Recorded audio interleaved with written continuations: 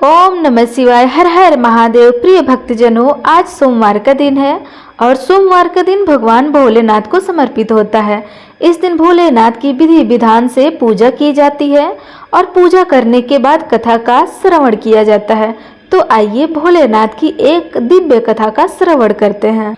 एक समय की बात है, मृत्यु लोक में भ्रमण करने की इच्छा करके एक समय भगवान भोलेनाथ और माता पार्वती मृत्यु लोक में भ्रमण करते करते दोनों विदर्भ देश की अमरावती नाम की अति रमणीय नगरी में पहुंच गए। अमरावती नगरी स्वर्ग के सदृश सभी प्रकार से सुखों से परिपूर्ण थी। उसमें वहां के महाराजा द्वारा बनवाया हुआ अति रमण एक शिव जी का मंदिर भी था। भगवान शंकर और माता पार्वती साथ में इस मंदिर में निवास करने लगे।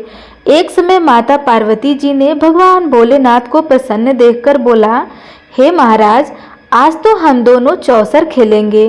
तब शिव जी ने अपनी प्राण प्रिय की बात को मना नहीं किया और चौसर खेलने लगे। उसी समय मंदिर का पुजारी ब्राह्मण मंदिर में पूजा करने आया। माता पार्वती ने पुजारी से प्रश्न किया कि पुजारी जी बताओ, इस बाजी में हम दोनों में से किसकी जीत होगी? तब ब्राह्मण बिना विचार किए जल्दी से बोला, महादेव की जीत होगी। थोड़ी देर में बाजी समाप्त हो गई और पार्वती जी की जीत हुई। पार्वती जी को बहुत गुस्सा आया और ब्राह्मण को झूठ बोलने के अपराध के कारण श्राप देने चल गई। भगवान भोलेनाथ ने माता पार्वती को बहुत समझाया, लेकिन उन्होंने ब्राह्मण को कोढ़ी होने का श्राप दे दिया। कुछ समय बाद पार्वती जी के श्रापवश पुजारी के शरीर में कोढ़ पैदा हो गया। अब वो बहुत अधिक दुखी रहने लगा। पुजारी को कष्ट भोगते हुए जब बहुत दिन गुजर गए, तब एक दिन देवलोक की अप्सराएं शिव जी की पूजा करने उस मंदिर में पधारी। पुजारी के कोढ़ के कष्ट को देखकर उन्हें बड़ी दया आई।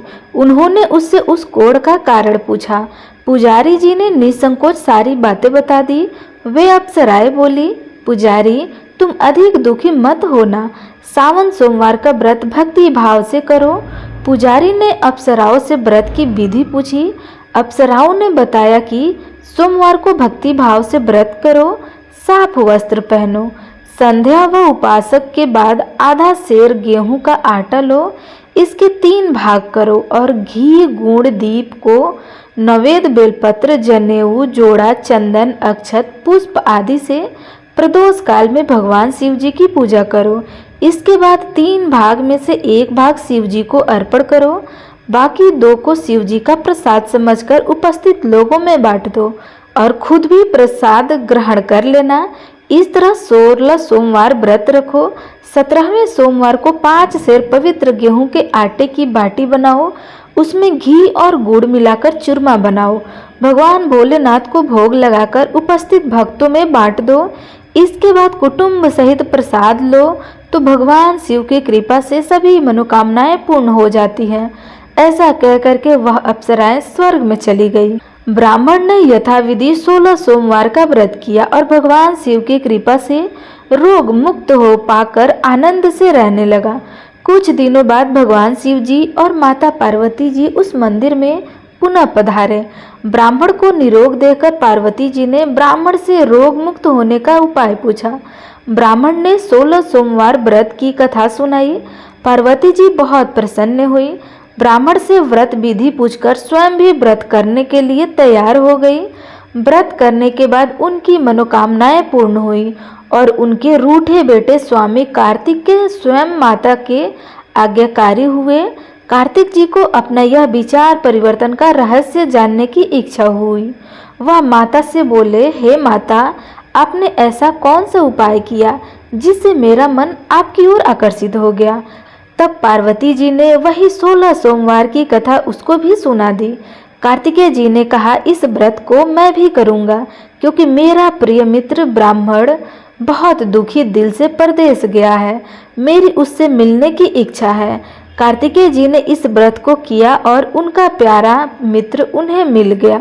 मित्र ने इस आकस्मिक मिलन का भेद पूछा तो कार्तिक जी ने बोला, हे मित्र, हमने तुम्हारे मिलने की इच्छा से 16 सोमवार का व्रत किया था।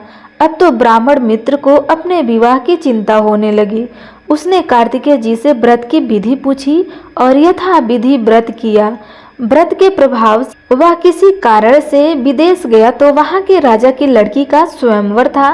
राजा ने प्रण किया था कि जिस राजकुमार से सब प्रकार के हथनी माला डालेंगी, मैं उसी के साथ अपनी प्यारी बेटी का विवाह करूंगा।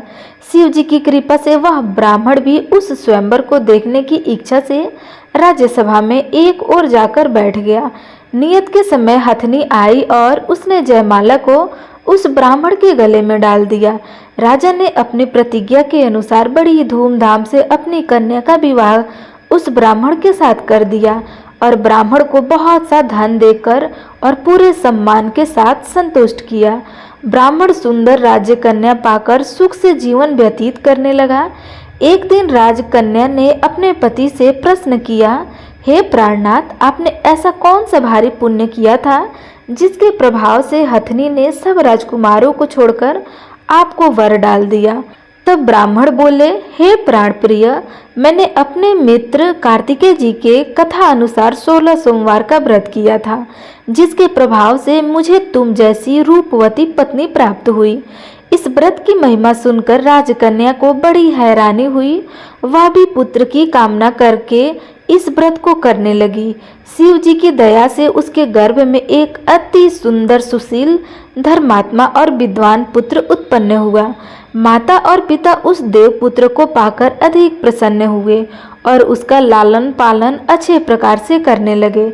जब पुत्र समझदार हुआ तो एक दिन अपनी माँ से प्रश्न किया, हे माँ, तुमने कौन सा व्रत किया और तप किया था जो मेरे जैसा पुत्र तुम्हें गर्भ से उत्पन्न हुआ? उसकी माता ने 16 सोमवार के व्रत की कथा बताई। पुत्र ने यह सब तरह से मनोरथ पूरे करने वाले इस सरल व्रत को सुना तो वह भी राज्य अधिकार पाने की इच्छा से हर सोमवार को यथा विधि यह व्रत करने लगा। व्रत शुरू करने के बाद एक देश के वृद्ध राजा के दूतों ने उससे आकर उसको राजकन्या के हरण के लिए कहा। राजा ने अपनी बेटी का विवाह ऐसे सर्वगुण संपन्न ब्राह्मण युवक के साथ करके बहुत सुख प्राप्त किया। वृद्ध राजा के दिवंग हो जाने के बाद इसी ब्राह्मण को सिंहासन पर बैठा दिया गया, क्योंकि दिवंग राजा का कोई पुत्र नहीं था। राज्य का उत्तराधिकारी होकर भी यह ब्राह्मण 16 सोमवार का व्रत करता रहा। जब 16वां सोमवार आया तो ब्राह्मण ने अपने प्रियतमा से पूजन सामग्री लेकर शिव पूजा के लिए शिवालय में चलने को कहा, परंतु उसकी पत्नी ने उसकी आज्ञा की परवाह न की और दास दासियों द्वारा सब सामग्रियों शिवालय में भेजवा दी, परंतु वह स्वयं नहीं गई। जब राजा ने शिव जी का पूजन समाप्त किया तब आकाशवाणी हुई, हे राजा, अपनी इस रानी को राजमहल से निकाल दो, नहीं तो तेरा सर्वनाश कर देंगी। यह आकाशवाणी सुनने के बाद राजा के आश्चर्य का ठिकाना न रहा।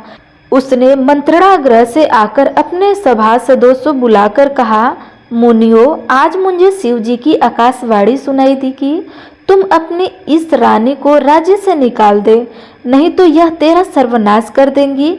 राज्य के मंत्री और सभासद आदि सब विस्मय और दुख में डूब गए, क्योंकि जिस कन्या के कारण उसे राज्य मिला था, राजा उसी को निकालने की बात कर रहा था। यह कैसे हो सकता था? पर राजा ने मंत्रियों की परवाह नहीं की। उसने अपनी पत्नी को राजमहल से निकाल दिया। रानी दुखी हृदय से अपने भाग्य को कोसते हुए राज्य से बाहर चली गई। बिना पैर में कुछ पहने, फटे हुए वस्त्र पहने, भूख से दुखी होकर अपने हृदय से भाग्य को कोसती हुई वह चली जा रही थी। रानी एक तेली के घर गई तो शिव जी के प्रकोप के कारण तेली के सभी मटके उसी चटक गए। तेली ने रानी को अपने घर से निकाल दिया। बहुत दुखी मन से वो रानी एक दिन नदी किनारे गई तो नदी का सारा जल सूख गया, जिसके पश्चात रानी एक जंगल में गई। वहां सरोवर में पानी पीने गई तो उसके हाथ का स्पर्श होते ही सरोवर का नीलकमल के समान जल असंख्य कीड़ों में होकर गंदा हो गया। रानी ने भाग्य पर दोष अर्पण करते हुए उस जल को पीकर पेड़ की शीतल छाया में विश्राम करने लगी, परंतु वह जिस पेड़ के नीचे विश्राम कर रही थी उस पेड़ के पत्ते तुरंत टूटकर गिर पड़े। वन सरोवर जलाशय की ऐसी दशा देखकर गौ चराने वाले ग्वालन ने अपने गोसाई जी से, जो उस जंगल में स्थित मंदिर के पुजारी थे, उनको यह बात बताई। गोसाई जी के आदेश अनुसार ग्वाले रानी को पकड़कर गोसाई जी के पास लाई। रानी की मुख कांति और शरीर की शोभा देख गोसाई जी जान गए यह अवश्य ही कोई विधि की गति मारी हुई है, कुलीन स्त्री है। पुजारी ने रानी से कहा, पुत्री, मैं तुमको अपनी पुत्री के समान रखूंगा। तुम मेरे आश्रम में आकर रहो, मैं तुम्हें किसी प्रकार का दुख नहीं होने दूंगा। तब गोसाई जी के वचन सुनकर रानी को धीरज हुआ, वह आश्रम में रहने लगी। रानी जो भी बनाती थी उसमें कीड़े पड़ जाते, जल भरती तो उसमें भी कीड़े आ जाते।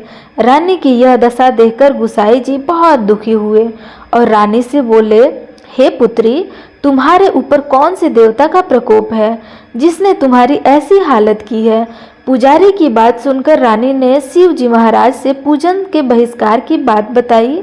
तो पुजारी ने शिव जी के अनेक उस प्रकार की स्तुति की और फिर रानी से बोले, पुत्री, सब मनोरथ पूरी करने वाले 16 सोमवार व्रत करो, इसके प्रभाव से सब कष्ट मुक्त हो जाएंगे। गोसाई जी की बात मानकर रानी ने 16 सोमवार का व्रत किया और 17वें सोमवार को विधि विधान सहित पूजन की। उस पूजा के प्रभाव से राजा के हृदय में विचार आया कि रानी को गए हुए बहुत समय बीत गया है, न जाने वह कहाँ भटकती होगी, उसे हमें ढूंढना चाहिए। यह सोचकर रानी को तलाश करने के लिए राजा ने चारों दिशाओं में दूत भेज दिए। वे दूत रानी को तलाश करते हुए गोसाई जी के आश्रम में आ गए। वहां रानी को पाकर उन्हें अपने साथ जाने का आग्रह करने लगे, परंतु गोसाई जी ने मना कर दिया। दूत को कहा कि तुम चुपचाप लौट जाओ और राजा को रानी का पता बताया। रानी का पता पाकर राजा गोसाई जी के आश्रम गए और उनसे कहा, महाराज, जो देवी आपके आश्रम में रहती है वह मेरी धर्मपत्नी है। शिव जी के प्रकोप के कारण मैंने उसका त्याग कर दिया था। अब मैं भोलेनाथ की कृपा से उसे लेने आया हूँ। कृपा मुझे अपने पत्नी के साथ ले जाने की आज्ञा दे।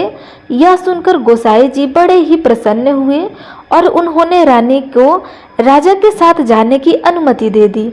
तब राजा बड़ी प्रसन्नता के साथ रानी को महल लेकर आए। राजा ने सारे राज्य में उत्सव मनवाया और चारों तरफ प्रशंसा की लहर दौड़ गई।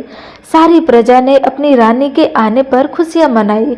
इस प्रकार जो मनुष्य 16 सोमवार को व्रत को श्रद्धा पूर्वक करता है, उसकी सभी मनोकामनाएं भगवान शिव जी की कृपा से पूर्ण हो जाती है और उसे मोक्ष की प्राप्ति हो जाती है।